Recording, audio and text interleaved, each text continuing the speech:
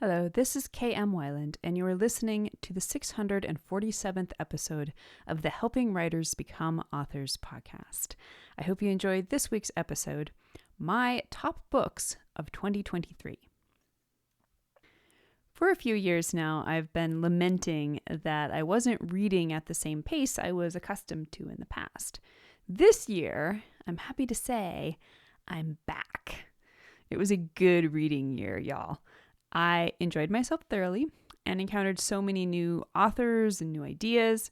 So today's episode features some of my favorite books of 2023, among which are some of my new all-time favorite books, both fiction and non. So I hope you'll find something new to read here, and I hope you'll stop by the site at helpingwritersbecomeauthors.com and leave me your suggestions for next year. So first of all, we'll start off with a few writing books, starting with The Anatomy of Genre by John Truby. Thank God I live in a world with John Truby. 13 years ago, I read his book Anatomy of Story and immediately knew I was connecting with a mind that spoke a language I so deeply wanted to speak.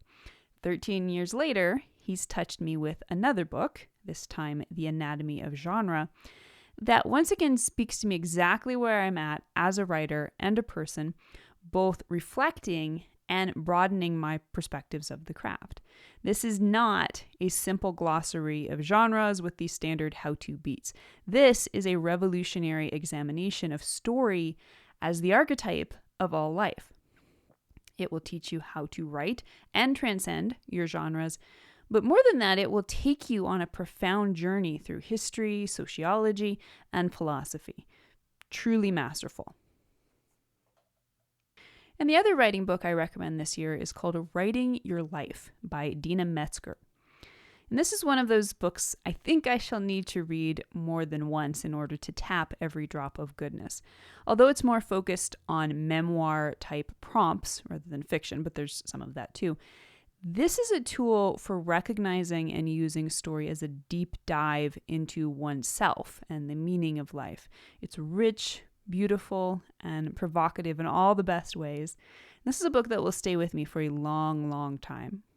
You may remember that I quoted Metzger in several episodes this year, including 5 ways to use your character's shadows to power your story, imposter syndrome for writers is a real thing, plus the key to slaying it, and how to discover what your character fears, if you want to check those out for a little taste.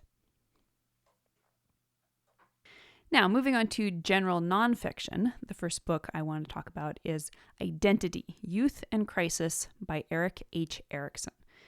So one of you, put me on to Erikson after noticing that I too speak about life cycle archetypes in my teachings about archetypal character arcs, although I talk about them in a totally different way from Erikson.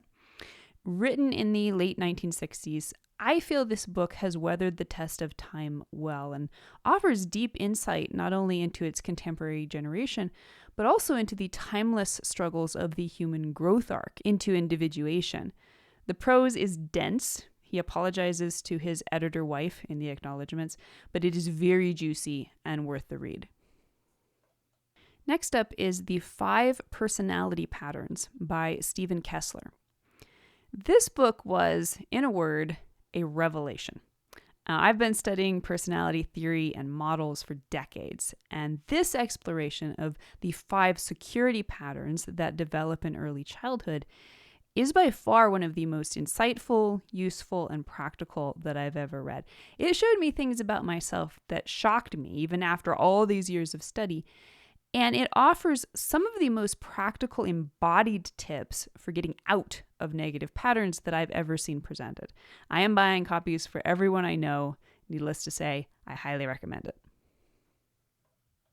I continue to try to read books about the history of every country in the world, and this year I read Brussels, A Cultural and Literary History by André de Vries.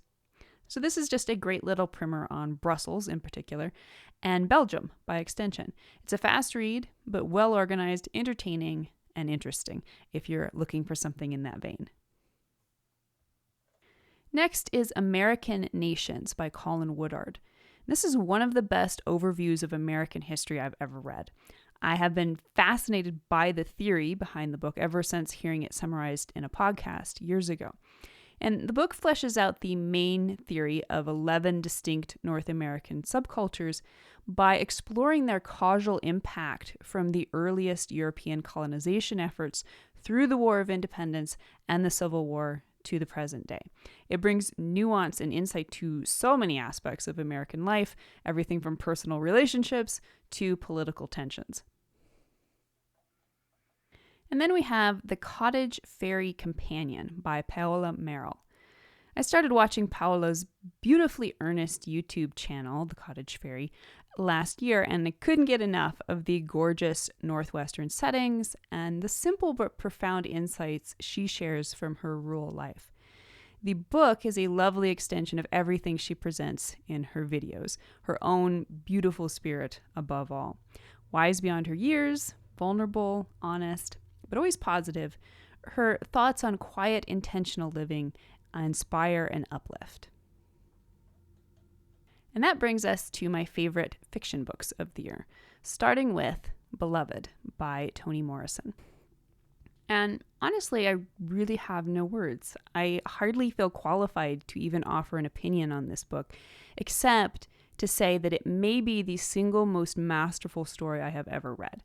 The topic is so raw and powerful and serious, and yet the story never loses itself in its message. The writing is poetry of the highest sort.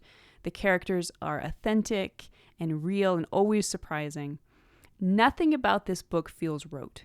It feels channeled. It is a truly incredible experience.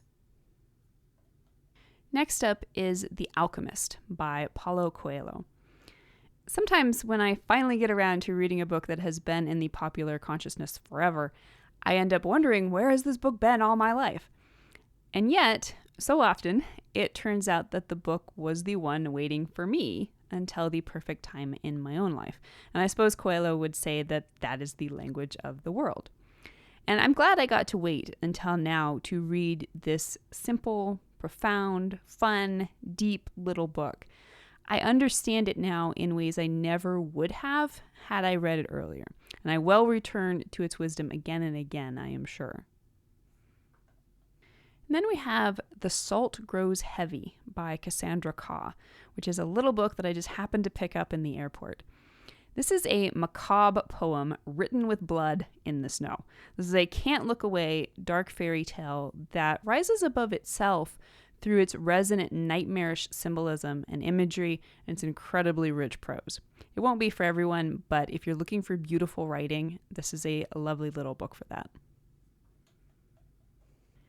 And next up, The Once and Future King by T.H. White, which is one of my favorite titles of all time.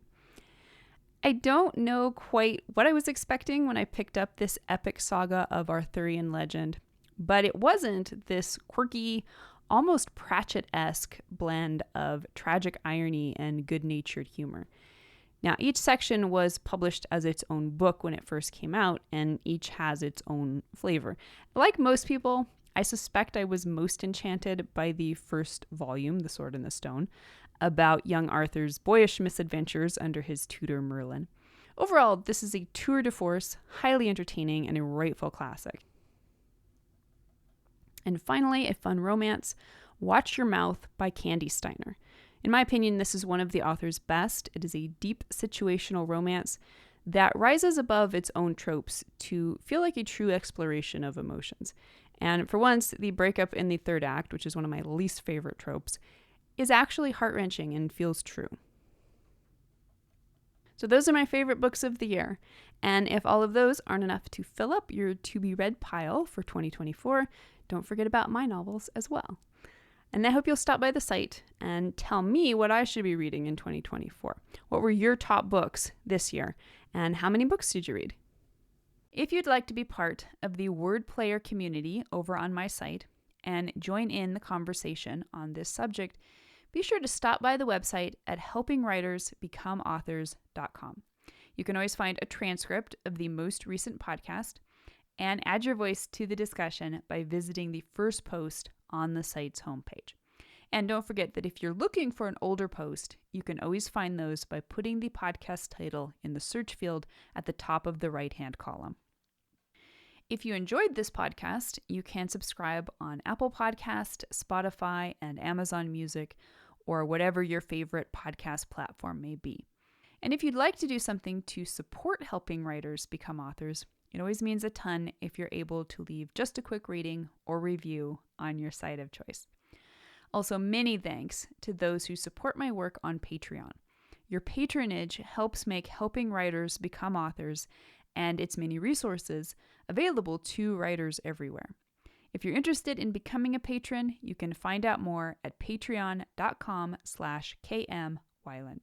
Thank you so much for listening to the Helping Writers Become Authors podcast, and be sure to check back again next week.